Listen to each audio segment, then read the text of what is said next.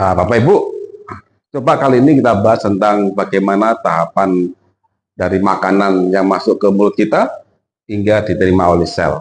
Karena ini sangat penting sekali. Sebelum kita lanjut belajar tentang bagaimana sel itu memproduksi energi. Ingat, setiap kehidupan membutuhkan energi. Nah, sekarang pada saat Anda makan, Anda harus punya pemikiran bahwa saat saya makan bukan sekedar enak dan kenyang.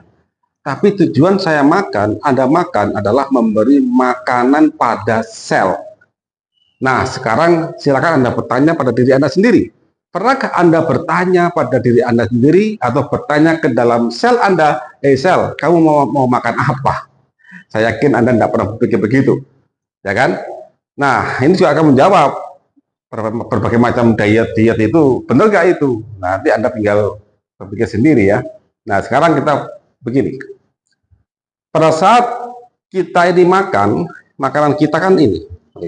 Ini nasi pecel ya. Ini pecel. Apa isinya? Karbohidrat, protein, lemak, vitamin, dan mineral. Polimer ini semuanya. Sekarang Anda tanya ke sel. Apa sih makanan sel? Apa yang dibutuhkan oleh sel? Makanan sel. Sel itu maunya apa sih? Ini loh Ibu. Jika Anda makan karbohidrat, sel maunya glukosa. Nih, glukosa. Jika Anda makan protein, sel maunya adalah asam amino. Jika Anda makan lemak, mau minyak sawit, mau minyak zaitun ya, tidak peduli minyak apa, minyak ikan, sel maunya adalah asam lemak. Beda loh ya, antara lemak dengan asam lemak ya. Jika Anda makan mineral, vitamin, sel maunya apa? Ion mineral, ion, dan vitamin yang bebas dari kandungan. Jadi itu yang dimau oleh sel. Nah sekarang, dari makanan kita ini, nih, karbohidrat, protein, lemak, vitamin, ini masih mineral, masih polimer semua. Bagaimana sang pencipta mengatur ini semuanya? Saat kita makan, kalau karbohidrat nasi, kita kunyah di mulut kita, dikecilkan ukurannya, sambil ada simetrik di situ ya, ada amilase di situ ya. Kemudian masuk ke dalam lambung kita. Nah, ini paling penting sini. Lambung ini adalah digester, pengolah pertama kali secara secara molekuler. Dari pakai HCl sini, yang paling kuat di sini, asam lambung. Asam lambung. Asam lambung ini penting sekali memecah karbohidrat menjadi mungkin disakarida atau oligosakarida. Kemudian dipecah lagi secara enzimatik menjadi glukosa atau fruktosa, macam-macam, monosakarida. Baru dia masuk dalam darah kita, jadilah glukosa atau monosakarida dalam darah. Kemudian protein, tahu, tempe, dan lain-lain ya, atau ikan, kita makan, kemudian masuk ke dalam lambung kita, dipecah oleh HCl. Apa targetnya? Protein terjadi asam amino. Apabila dia jadi asam amino, maka dia bisa menembus darah kita, usus kita, kemudian masuk dalam darah kita menjadi asam amino dalam darah. Jika dia tidak pecah, gagal dipecah oleh lambung Anda, maka dia akan jadi protein, tetap protein, dibuang jadi feses. Demikian juga karbohidrat. Jika lambung Anda gagal, maka dia akan dibuang jadi feses. Ada sebagian karbohidrat memang tidak bisa dipecah oleh lambung Anda. Apa contohnya? Serat, selulosa. Memang tidak bisa dipecah. Jadi feses dia memang. Itu kodrat begitu. Nah sekarang lemak. Lemak ini kita makan, kemudian di lambung kita nanti dia tidak bereaksi ya. Kemudian nanti di sudoku jari dia akan di switching saja.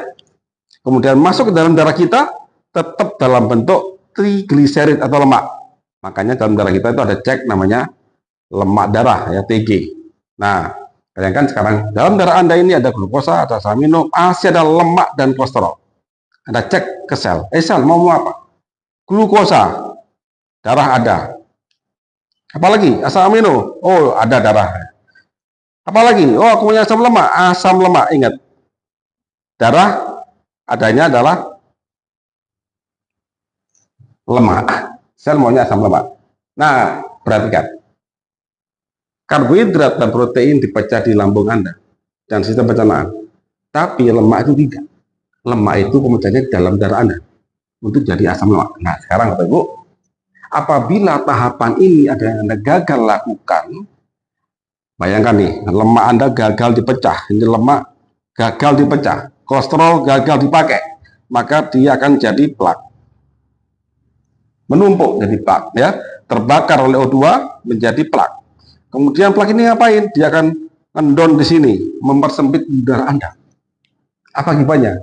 Anda ada problem aliran pembuluh darah, hipertensi, stroke, dan lain-lain.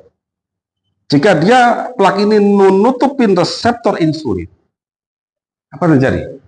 Anda akan masuk ke diabetes. Nah, pada saat kelahiran plak ini juga melahirkan senyawa radikal MDA dan kawan-kawan, malon DAD dan kawan-kawan. Apabila dia masuk ke dalam sel Anda dan merubah DNA Anda, maka jadilah nanti kanker. Nah, itu betul.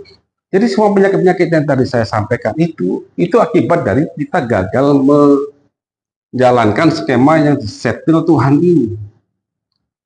Dan dikatakan di luar sana tidak sembuh. Ya betul tidak sembuh karena pengobatannya hanya sebatas simptomatik. Tidak mengembalikan sistem. Tapi di kardus kita kembalikan sistem itu. Nah, Bapak Ibu, penjelasan lebih detail itu ada di kuliah kasus atau di seminar tematik saya. Silakan Anda ikut aja, Anda belajar. Jika ada sakit, Anda shortcut bisa langsung hubungi dokter atau tim terapis kami, alumni kuliah kasus. Cek mereka, Anda alumni kuliah akan berapa? Nah, gitu aja. Anda semakin banyak dia ikut kuliah kanus, maka mereka salah semakin expert dan bisa memandu Anda untuk sembuh. Atau hubungi ke official kami di Kanus Care. Ya, oke? Segala penyakit bisa sembuh dan kami sudah membuktikan itu. Tinggal Anda mau atau tidak. Siap ilmu. See you next time.